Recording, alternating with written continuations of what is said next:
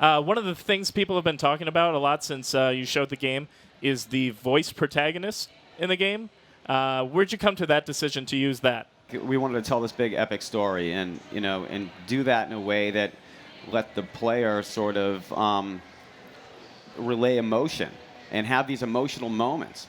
And we realized, there's only so much. If you play Fallout 3, Liam Neeson is the voice of your dad, and there are some good emotional beats there, but there's only so much you can do when you're just clicking on a line of dialogue and there's no spoken response, and you can't. So the emotional depth that we got by having the voice protagonist has just actually way more intense than I even expected, like the advantages of it. Yeah, some of that was logistical. Can we... Right. We didn't want it to hold back what we would usually do with, all of the choice we want. So, they have spent years on it. Each of them have recorded over 13,000 lines. And also we found, two great voice actors for the male and the female players. Yeah. Well, Todd, can you believe it? We actually have them here. I can believe it. Yeah. So we'd like to welcome to the stage voice actors Brian T. Dileyni, Courtney Taylor, and voice director Kэл-Элem Bogdановым. How'd I do? Not well. So welcome, guys. It's pretty exciting to have you guys, and I guess Courtney wasn't able to make it. Wait, yeah, she's lost somewhere in the electronic miasma. Yeah. Try and get her here. Okay. So how did you guys get started on the project? I remember I looked it up, and July 9th, 2013 was my first day of work. And I remember I knew this was going to be a big deal, but I didn't know the game title. I only knew the code name. So we show up, and I do the first line, which happens to be War Never Changes. And I say, Cal, just can you tell me what the name of the game is? And he says, well, yeah, it's, the line. Right, the line, of course. Stupid. Yeah, I know. I didn't.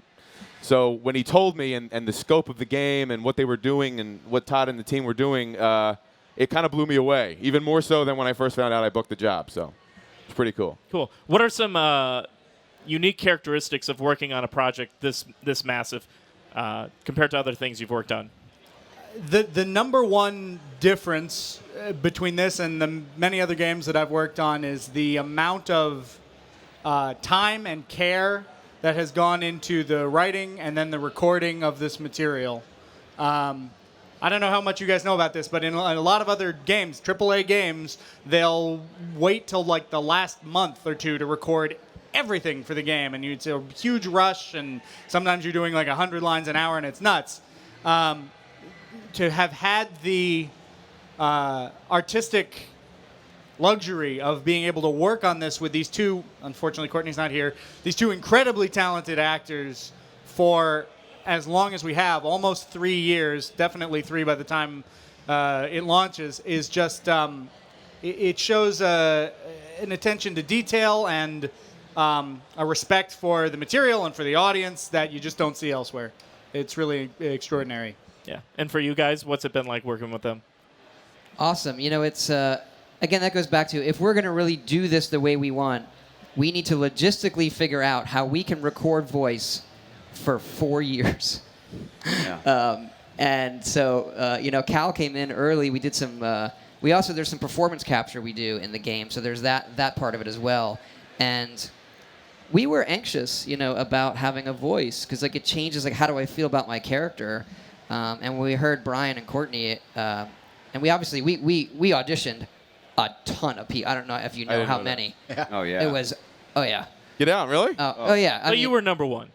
And we'd have team voting. So we would put up various pictures of different character faces and make everybody in the team, everybody in the team listen to them.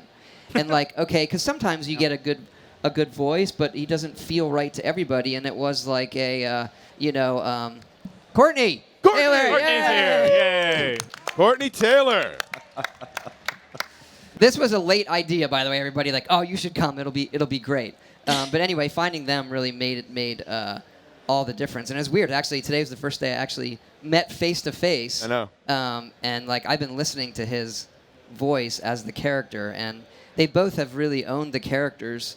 for years, and it got better and better and better. Yeah. I don't know. Emil could speak to it too. He does most of the writing. You know, you talk about, well, so there, you know, you can play the game as a female protagonist or a male protagonist, and you, so everything, so either gender can do everything in the game, right? So, and it was really cool for me to see the differences in the lines and the things that Brian brought and the things that Courtney brought were sometimes completely different. Like I would write them a certain way, or the designers would write these things a certain way, and you would expect a certain performance, and then they would deliver something way beyond what you even expected. And so that actually happened very early, and that, you know, I spoke earlier of trust. It establishes trust with, you know, when you have this very emotional story, and the trust you have to have that these folks are going to knock it out of the park. The recording sessions almost became conversational, you know what I mean? Just like, let's go in, let's do it, you know? And the communication to be able to talk to these guys and Cal about, that's not working, can we try it this way? World of difference. Well, we're actually running out of time here. Thanks, everybody, for showing. Brian, I have one request for you. Maybe you could give the whole audience a let's go, pal. Let's go, pal. Perfect.